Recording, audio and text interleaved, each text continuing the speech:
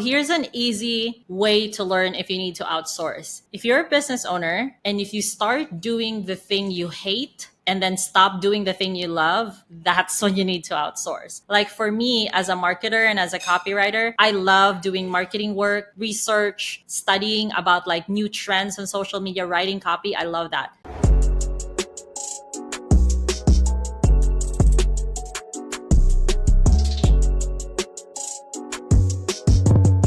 What is up, Growth House family? This is your host, Jesse Ray. I'm here with Karla, all the way from Playa del Carmen. I am currently out here in Medellin, Colombia. I'm super excited for this, but I just want to say, first of all, thank you for joining us on the Growth House podcast. Thank you, Jesse. I'm excited to be here, and I'm excited to share my story, how we met, and all our mutual friends. Right? And that's the fun thing about like entrepreneurship, I feel like in general. Like if you try to do this game, this journey by yourself, it is so lonely, but it doesn't have to be. And I always hear people ask me like, Jesse, how do you meet all these cool people? Where do you go? At the end of the day, you just got to be intentional. And so I want to kind of share the story of how we met, because this is something that anyone can really do wherever they travel. Like I'm not from Playa del Carmen. Actually, you're not even from Playa del Carmen, but we got connected there. We didn't even meet in person yet, but we were just hitting it off, off the DMs because I saw where you were, which I'll kind of share a quick background on that. So I listen to the Tropical MBA podcast, and this podcast also has a mastermind group. And it just so happened that the mastermind group was taking place the same week that I was in Playa. So I was in Playa del Carmen for a month after our mastermind. I'm like, let me just go relax. Like we just talked about off, camera, that it's a great place for health and wellness and kind of by the beach, nice place to, decompress. So I was doing that, but then I'm like, wait a minute, there's this amazing group of people out here. Let me, connect. And I think I saw you were reposted on one of the stories on Dynamite Circle. I'm like, Karla seems cool. Let me hit her up. And guys, that's as easy as it can be. Like, don't overthink it. Like, just reach out to people that you want to connect with that have like a similar energy and vibe. And really, I feel like Instagram is almost like a resume, and it's like a website for people now. So you can kind of see what are they up to. And for me, I was just very curious. I was like, Karla, I love that you're out here. We should connect. And then Karla, value first. She's like, here's a bunch of Playa del Carmen recommendations. And I was like, this is awesome. Actually, the taco spot that you sent to me, the one that's like in the middle of the street, that's like very local, the best tacos of the world. Fire. Yeah. Awesome. So yeah, I always like to, give people kind of the background on, it doesn't have to be like, you have to pay $5,000 to be part of Mastermind if you're just starting off. Obviously, that's, what Karla and I do. We're part of a lot of masterminds, but when you're just starting off, like just reach out to people. It doesn't have to be, don't overthink it. You just got to be intentional. So what I want to do is talk about you, Karla. You're the star of the show. Talk about your business. Basically, from my understanding and based on your Instagram bio, find A players for other people's businesses, for other people's fast growing online businesses for 70% less. You've had 500 plus clients served. Forbes featured, but share a little bit more about your businesses overall, what you're doing right now, and then we'll take a step back. Yeah, cool. Well, thank you so much, Jesse. I love that you shared how we met. And I actually almost want to highlight like how, we just talked in the DMs. And as a female entrepreneur, I want to highlight like if you're a guy, I know a lot of guys are like probably trying not to be creepy, right? But the highlight with what you said is be intentional. So it goes like both ways. Like a lot of women in business are a little scared, for lack of a better term, of like getting messages from guys. And guys are also scared of getting, sending girls, female entrepreneurs like DMs, even if they have absolutely no intention to be creepy or to be sleazy, and they just want to make connections, right? But like being in business, you just gotta make your like first outreach, I would say, genuine, just like what you would do in sales. There's definitely some creepy and lazy ass like sales tactics going on in your DMs. And so if you're just not creepy and you focus on like giving value. So for us, it was tacos. It was tacos, my favorite taco truck here in Playa. And then it could be anything, right? So definitely guys, like go reach out, go make that connection. It could be like a lifelong friendship, a business partnership, or at the very least, another cool person to inspire you instead of just going through like your Instagram feed with useless memes. So we also welcome memes. So, but yeah, my business, I just really want to share that because I feel like relationships and professional like relationships and friendships in business are a little bit tricky to navigate. So I want to share, that's why I want to share that. But yeah, So Karla, I didn't come off creepy in the DMs. That's good to know. No, no, absolutely not. And I really value that, especially, I'm married and sometimes, and trust me, you probably have a lot of like girl friends in business and they will tell you all the creepy stuff. There are guys that send like D pics just out of the blue. And not only D pics, they will send D pics in my business page. Can you imagine? Like they will reply to an ad with a D pic. Can you imagine how insane this is? But as a female entrepreneur, a lot of your female friends will tell you that they've seen everything. So that's another topic for another day. We'll have another segment on how to slide into the DMs without being creepy. Exactly. That's your new course. We should do a JV on that, Yeah, actually. let's definitely do it. I'm Link going to in be an bio. affiliate. I'm going to be an affiliate. Yeah, my business is in outsourcing. We basically help business owners not have to spend 50 to 60 hours just finding one great hire. Because as you know, one great hire can make a difference in your business. Most business owners start thinking about outsourcing when they think about these tasks that is just filling up their plate. But not a lot of business owners know that right out the gate, they can actually outsource revenue generating and cash producing tasks too. So there's like, let me share three very basic roles that bring in money: client success managers, appointment setters, and that includes like call setters, cold callers, even DM setters. And the last position that brings in money is like business development. So those three roles alone, even if you DIY this and do this all by yourself, it really opens up your eyes to how outside help can help grow your business. And for me, before I delved in the online business world, I actually own and still own physical businesses. And I've outsourced 100% of the operations of those two physical businesses. I have a flower shop and I have an events management company in the Philippines, and we serve big corporations. So it's possible to just choose the life you want to live as a business owner and as an entrepreneur. And one way to do that is proper outsourcing. I love it. And you're literally living what your business is. Mm-hmm. So talk to me, what does your current like team look like? Like how big is your company? How many clients? If you were open to sharing revenue, just kind of like paint the picture and then we'll take a step back. So I have about 200, probably 25 people deployed in other businesses. Some of them are straight up recruitment deals. Some of them are outsourced. I would say the ratio would be close to like 60-40, 60% they're working with us, 40% they're deployed in companies on a straight up placement role. And we have successfully gotten from zero to a 7-figure company in a little over a year without spending anything on ads. For me as a woman though, and this is another good thing about outsourcing, is that I have decided not to scale super fast. So to be completely honest with you, and of course your audience, we have not crossed the 2 million a year mark. And so we just kind of like chill in the 7-figure mark. But I'm not really looking to scale that fast because I'm pretty intimidated by it, to be honest.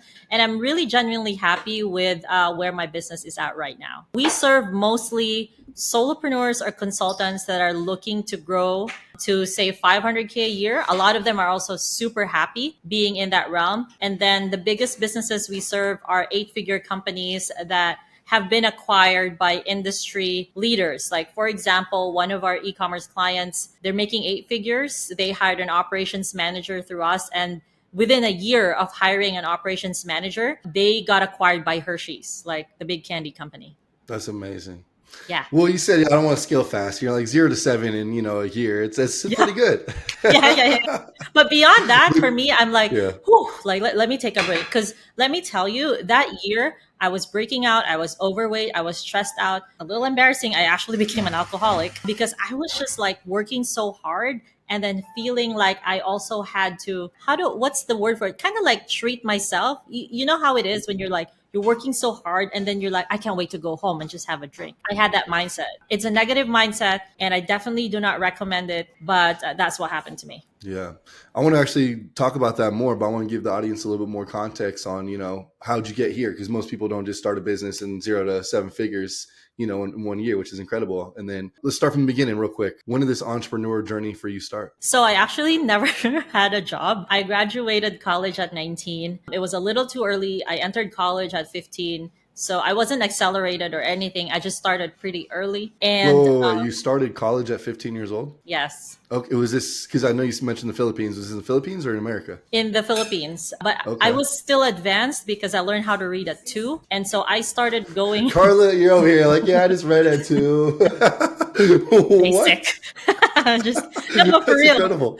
Actually, there's also a story behind that. So Yeah. we grew up poor, and when I was 2 or like 1.5 years old, my mom was like, "I really have to go back to work because we didn't have money, so she needed to work." And so she talked to our neighbor, and we were living in this tiny duplex, and that duplex, so we were sharing a wall with this little daycare. And my mom was friends with the owner of that daycare. And she was like, "Hey, can I just leave my kid here? She's really behaved and quiet and she will not cause any trouble." And so my mom's friend said, "Sure, pay me whatever you want. I just want to help you out." So she would drop me off at that daycare. She would go to work. And then one day in that daycare, most kids were like 2 to 5 years old. I was the youngest of 1.5 or something.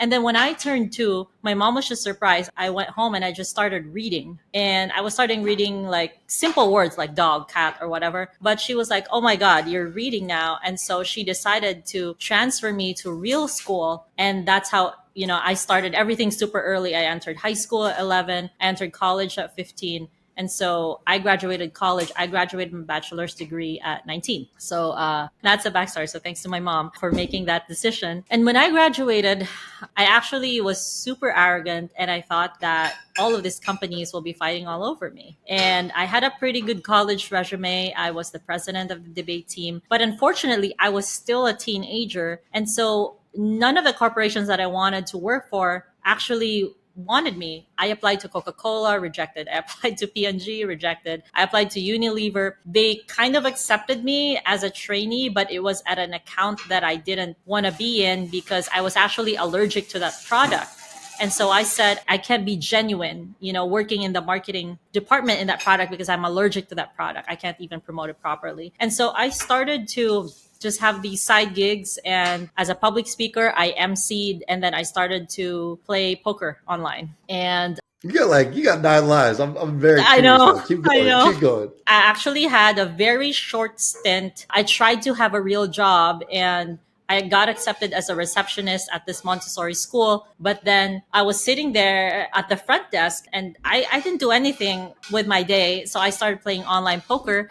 And then I realized I made more money in poker than my day job. I literally made like 5 times more playing poker than my day job. So I think after 60 days, I just quit and very badly. Like I just literally just stopped going to work. So don't, not a role model over here.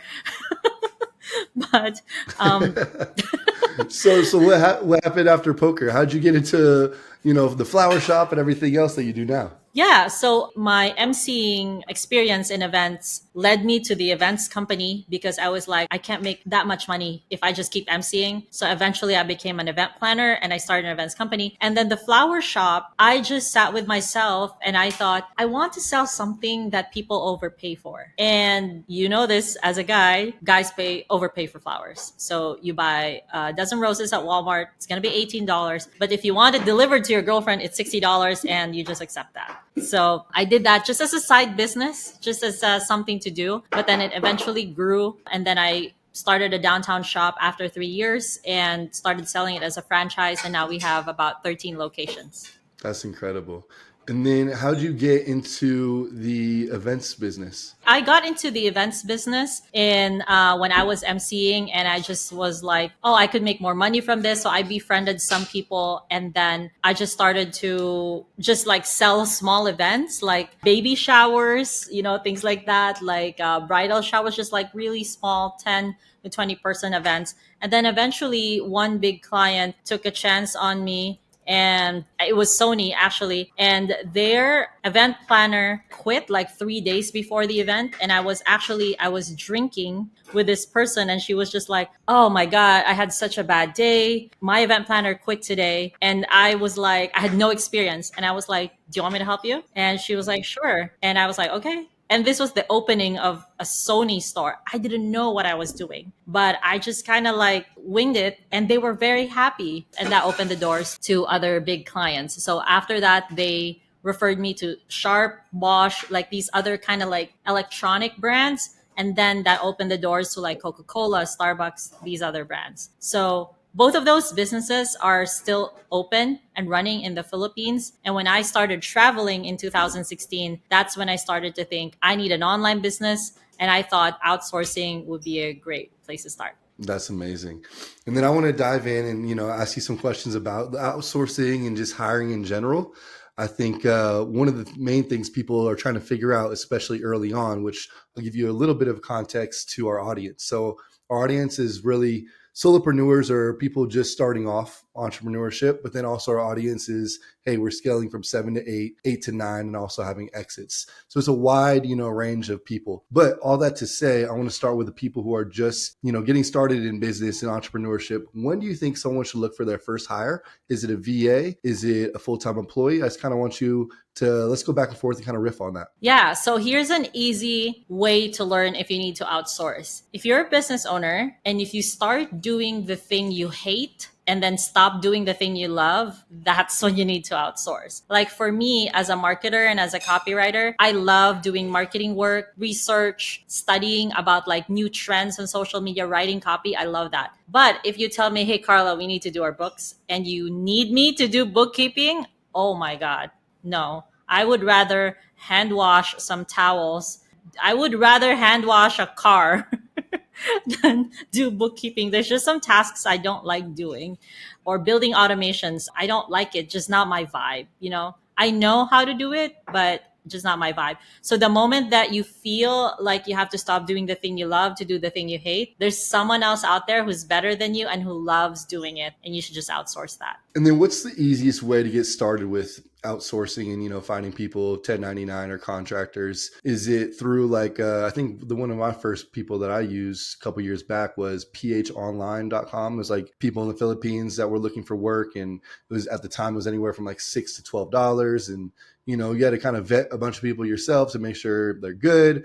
But what would be, step one for someone as they're looking to outsource, a job that they hate and they, can't do the job that they love anymore? Yeah. So going to those websites and even like LinkedIn and Indeed, these are good websites. The thing is, it takes a lot of time. Because first of all, there are a lot of newbie virtual assistants out there that are probably not what you need. So that's another thing that one has to be really careful about. Like people use the term virtual assistant as a blanket term for hiring someone remotely, right? But when we go through like what they need, we realize that they actually need a project manager or a client success manager or a graphic designer or even like an ads, a meta ads analyst or something. So first thing is really to know what role you want to hire for. And this could be as easy as ChatGPT. You say, hey, ChatGPT, these are the tasks I need to do. What would be an appropriate role for this? So now we have AI to kind of like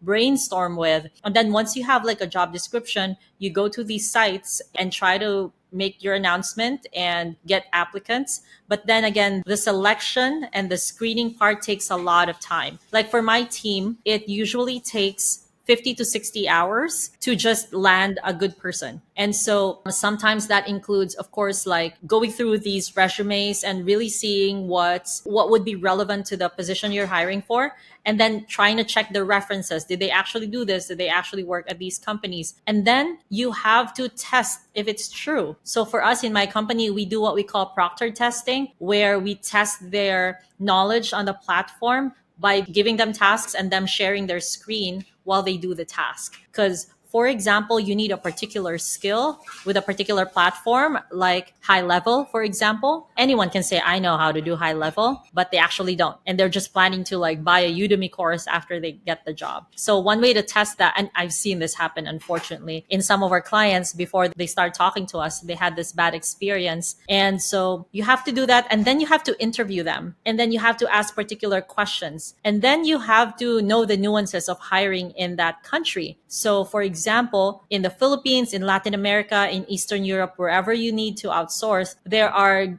good cities and bad cities for certain disciplines. There's universities that are better at hiring engineering roles, and then universities that are better at hiring communication roles. And last thing is calamities. So, what's the weather like in that country? Do they get a lot of typhoons? What about earthquakes? What about power outages? So many considerations. And if you are not armed with this knowledge, it's really, really easy to waste time, waste money, and worst of all, land with the wrong person. And so it's just a bad experience altogether. So it sounds like we should use you to outsource instead of us trying to figure it out. Absolutely, because honestly, it's a nightmare. And with a company like us, like we provide a full satisfaction guarantee. Like even if we've done all of the work, if you're not happy with the candidates, we can keep hiring, we can keep looking, or you can request a full refund. What really matters to us is your experience, not like how much work we've put in it. What are the top 3 questions that you asked during that interview process? I know it probably is dependent upon, what role you're trying to fill, but in general, is there like 3 questions that you're like, okay, we're gonna either get a green flag or a red flag based on the answer to these questions? Do you have like 3 of those? Yeah, I love that question.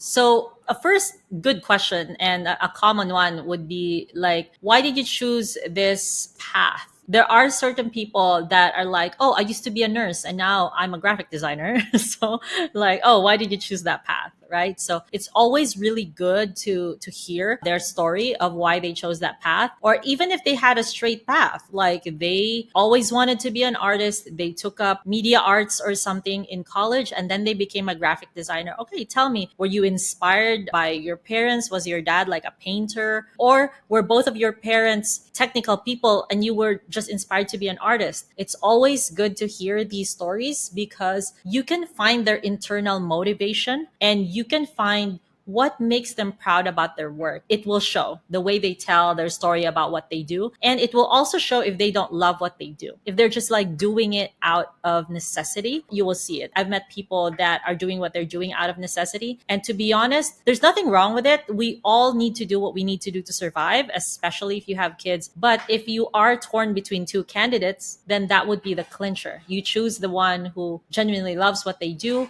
and is inspired by what they do versus the person who's just kind of doing it out of necessity. Number 2 question is asking like a behavioral type or a story question based on a problem that they solve. For example, you're hiring a project manager. I would say, okay, Jesse, you've had 3 years of experience as a project manager. Tell me about a time where everything that you planned went as you planned, except for the last minute. And there were a lot of last minute problems. What happened and how did you deal with that? So they will now tell a story. And then for these types of questions, you have to give them a little bit of leeway in terms of the story. It may not be in the exact company that you want to kind of find out. So for example, in that project management story I was telling you, they could be sharing a story about their wedding instead of a project, right? That went wrong. It will still apply because you will still see how they're solving problems. That's always a good question. Make them tell you a story about a time that they solved a problem in their industry and how they were able to like wield their expertise and use it. And then number 3, I love this. Probably have heard this before, but the Peter Thiel question, which is, what is a truth that you believe in that most people will disagree with? So I love that because it shows you how they think and how they process their thoughts. So what is that truth for you, Jesse? I'm curious now. Put me on the spot with that one. What's the truth that, say it one more That time? you believe, what is a truth or like your Yeah. truth?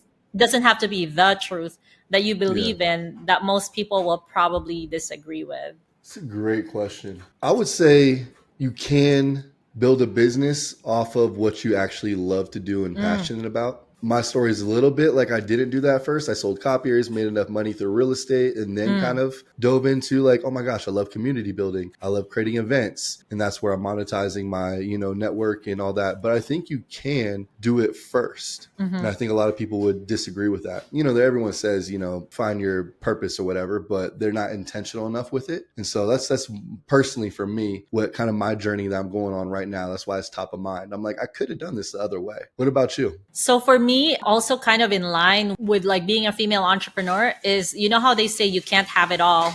I definitely believe that you can have it all, but all just is up to you. So for me right now, I genuinely like love my life because I'm super intentional. I love where I am health wise. I love the weight I'm in. I love how my skin looks. I love my relationship with my sisters. I love my relationship with my team. I love my marriage. I love the house I live in. I love the city I live in. I love my schedule.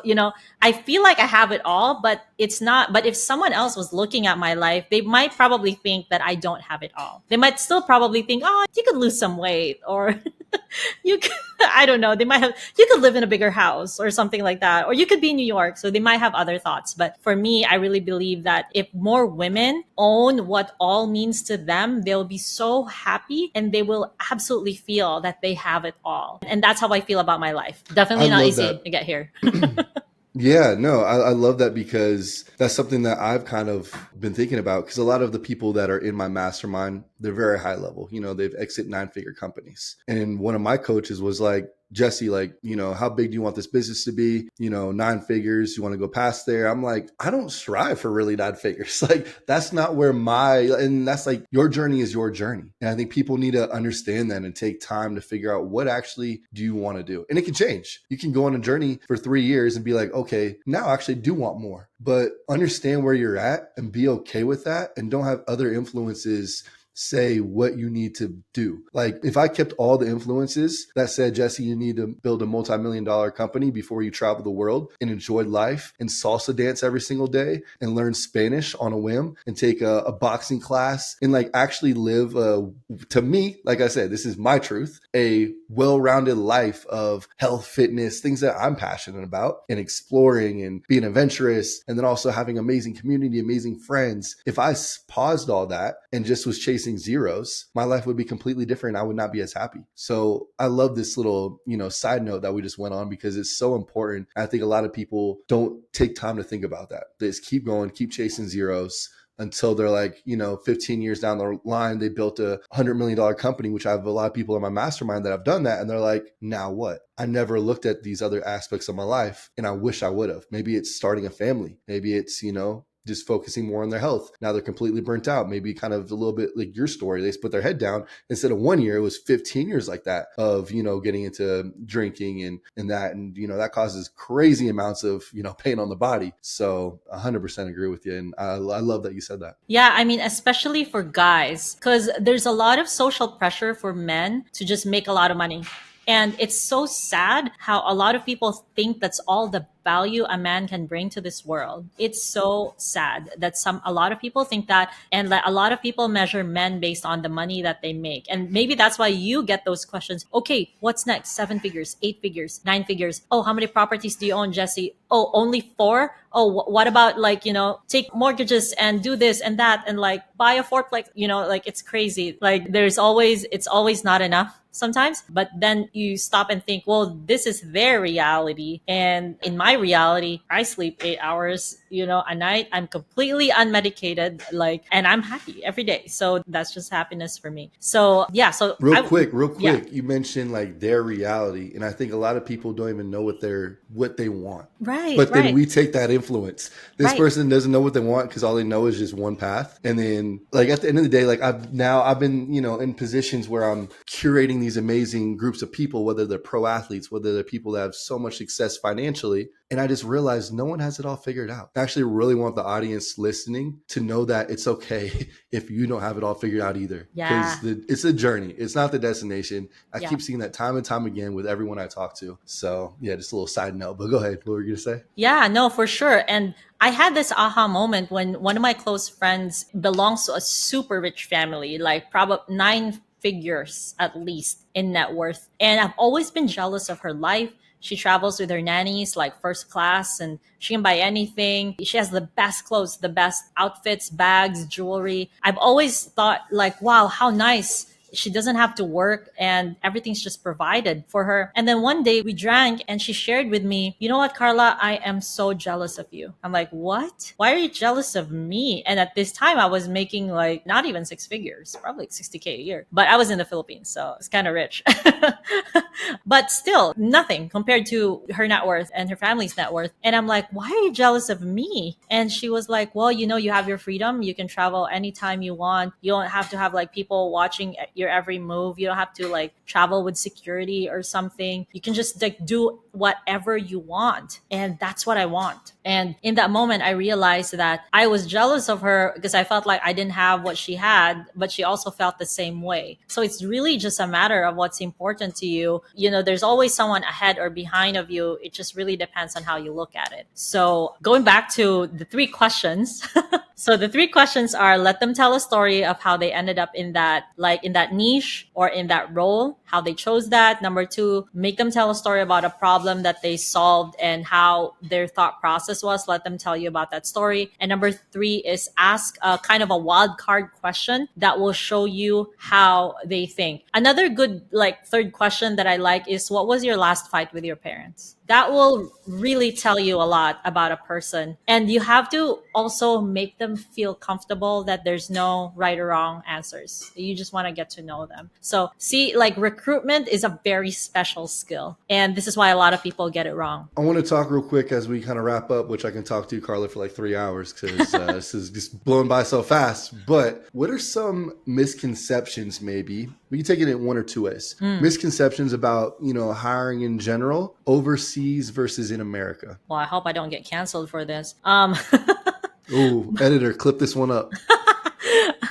But no, for real though. I mean, you guys know this. Like, I feel like in America, labor is changing so fast because of so many different factors, rising costs. And when you say rising costs, it's rising costs of everything: gas, groceries, rent. And so because of that, there's a lot of trends that happen. There could be layoffs, people moving to cheaper cities, and all of this movement in the labor market in America, for me, it causes small business owners to feel really uneasy about who they can hire. And so that is why they just tend to hire out or like outsource, because they feel like emotionally that has more stability. Like outsourcing has more stability. This is something that I've learned in my clients actually right after the pandemic, when Americans had a general feeling of, I don't know what's going to happen next, but I'm almost sure whatever the government decides on, it's not going to be good for me. They had like a general distrust in the government and in like the systems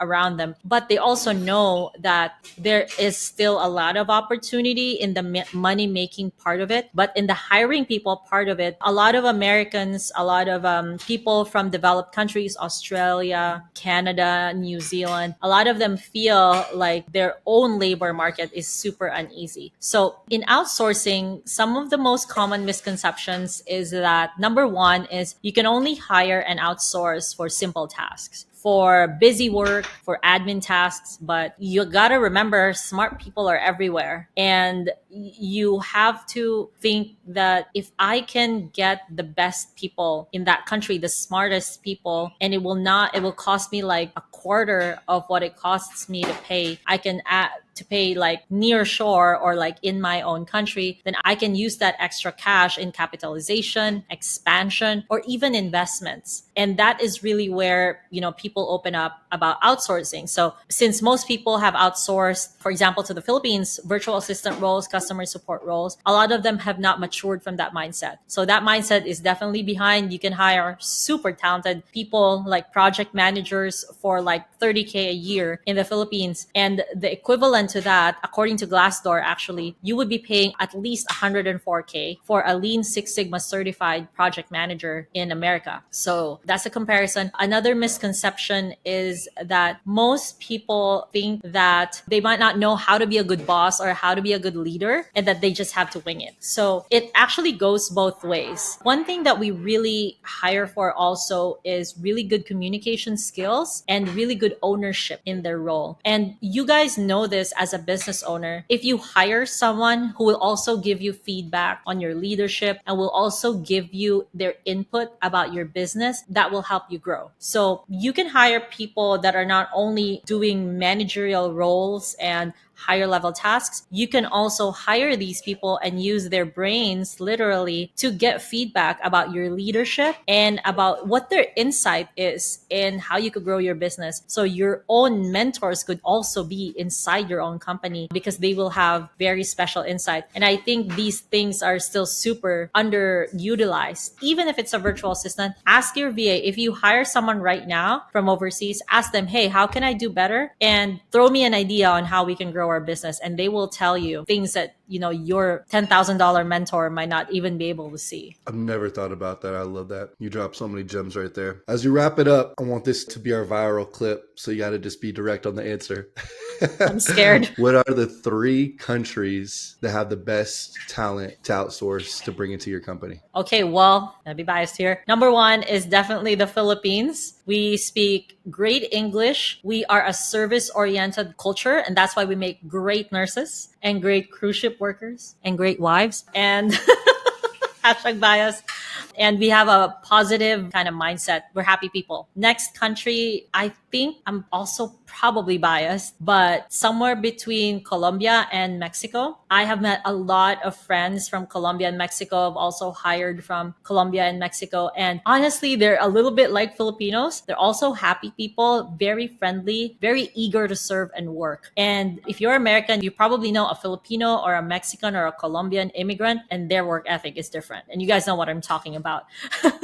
And number 3 for tech roles, Pakistan. I have worked with a few people from Pakistan for tech roles, and they're fast workers. They're great communicators, and they're also very direct in terms of really showing how, they're not going to be scared to tell you that, to correct you. Basically, they're not going to be scared to correct you if you don't know what you're talking about or if they feel like they know more than you. So I've hired multiple people from, of course, the Philippines, Colombia, Mexico, and Pakistan. Amazing. Well, I heard find a good wife, so I think I need to go to the Philippines. So I Oh. might have my stint out there. Well, I definitely have a few cousins that I can introduce. There we go. Perfect. Keep it in the family. I love it. And then they'll be closer to you. We can go to Playa del Carmen together. I love it. Yeah. Well, I hope that you're gonna be in Medellin for a while because we're planning to visit. What day? Because I actually think I'm leaving September 1, which I think that's when you're coming. I'm so sad. Yeah, it might be mid-September, but no worries. There you go. We'll have to link back up in Playa del Carmen, which shout out to Playa because that's one of my favorite places. Okay, last question because now we're on the travel topic real quick. Top 3 cities that you love living. Very underrated. I actually love living in Vegas. So I lived in Vegas in 2019. Yes, it was the first city I moved to when I moved to the States. It's very underrated. I know it has a reputation of being a party town, but it has a pretty low cost of living for a big city. Access to an international airport. If you have a business, there's tons of events where you can meet tons of people. And I only have to drive to some of the best conferences in the world and best conventions. So I love that. Very multicultural as well. I can bear the heat because I grew up in a tropical country, so I didn't mind. Number 2, Playa del Carmen. This is not in order. I think number 1 is definitely Playa del Carmen for me right now. I've been living here for 4 years, very health focused, close to the beach, a lot of really great organic food, access to great services, health services as well. I love that multicultural place also. Number 3 for me would be Bangkok, Thailand. Also a favorite of a lot of digital nomads. Cost of living compared to all the other big cities is low. Quality of life is very high. It is a little noisy and there's also some air pollution because it's a big city, but a lot of the health services are also pretty affordable and it's so safe. I think all over the world, Thailand is one of the safest countries ever, and it's also because of their culture. So what's your top 3, Jesse? Now I'm curious. Top 3, if I was living for at least a month or longer. Living, yeah. I would say Barcelona. About an interesting experience last time I was in Barcelona. So it's kind of probably number 3 now. It was number 1 or 2. But I would say, honestly, Medellin, just like you mentioned, the people here are just so, they're fun. They like to smile. And I think in Europe, at least from my experience, yeah, people a little more serious, people a little more reserved. Wow. I'm someone that I want to meet someone and I feel like I met someone that I met for years already. That's the type of person I am. I'm smiley, I like to have fun. And so I think it's a little harder to crack the shell in European countries. So I would say, actually, our list is pretty similar. Medellin, probably number 1, Playa del Carmen, number 2, and then Barcelona, number 3. But then my home base is Scottsdale. And so I think Scottsdale just got to be 1 or 2 based on the fact that I probably will always keep that as home base because I love it, except during the summer. That's when I leave. For 3 months during the summer, I am not in Scottsdale. It is 115 degrees, way too hot. Yeah, well, all of those cities speak Spanish, of course, except for Scottsdale. So I bet your Spanish is pretty good. Well, let's not test me there. No more questions for you, Karla. Okay, let's wrap this up. You're like Barcelona, Medellin, Playa. I'm like, Yes. okay, en español, por favor. Exactly. I am on my way. Before I leave, by September 1st, I will do a podcast in Spanglish. Let's say that. Wow. Is it live? Because I Oh, want to boo you. Vibe. No, I'm just kidding. This guy doesn't know what he's talking about. He said 4 salsa classes. The funny thing is I have my salsa class tonight. So salsa class number 4. I'm working on it. But Karla, I can talk to you for another few hours. Very, fun, energetic, very personable. I love having a conversation with you. I know there's so much value that we brought to the audience today. So if people want to connect, not even if, when people want to connect with you, there's 2 things. Number 1, no one's going to reach out and say, hey, I have a question for you. Can I pick your brain? We are a growth house. We're a go-giving community. We want to provide some kind of value first. It could be as simple as, hey, follow me on Instagram, send me a DM, follow my YouTube, whatever it is. If you have a podcast, what's a little value that we can give to you before we reach out or when we do reach out to you? Yeah, so you guys can find me on YouTube. I've been working a lot on it and teaching bite-sized videos like 10 to 12 minutes about outsourcing. If there's anything that you want to find out about outsourcing, definitely check me out on YouTube. And of course, you can find us on proximityoutsourcing.com. You can easily book a call. No obligation. If you just need advice, we're always happy to help. And if you want to provide value to me, please send me a meat recipe that you like. Because I love cooking. A what recipe? Like a meat recipe, like a beef Oh, a meat forward. recipe. Okay. Yeah, because I don't eat vegetables. But I need to get on that diet. carnivore definitely made my skin better. So, but yeah, I eat most like a very meat forward diet. So every time I meet someone, I would ask them, what's like your favorite like meat dish? And I've learned a few like cool dishes from some of my friends all over the world. So yeah, that's something that I would love. Karla, I've all things. That's the one that might get you canceled. I feel like everyone out here is always like, oh, I'm vegan. I'm like, guys, you are so hard to eat with. I don't want to go to vegan restaurants when I'm traveling. So I'm glad that we're That's both why I meat always lovers. bring exactly. Always bring an emergency jerky in my bag because, Oh, I love it. Karla, one more time, what is the best way people can reach out to you? Is it Instagram, LinkedIn? And then I'll have that in the show description as well. Oh, yeah. Sorry. So you guys can find me on Instagram, Karla Stefan, KarlaStefan. I'm friends with Jesse on Instagram. So if you stalk him, you'll find me there. That's an easy way to do it.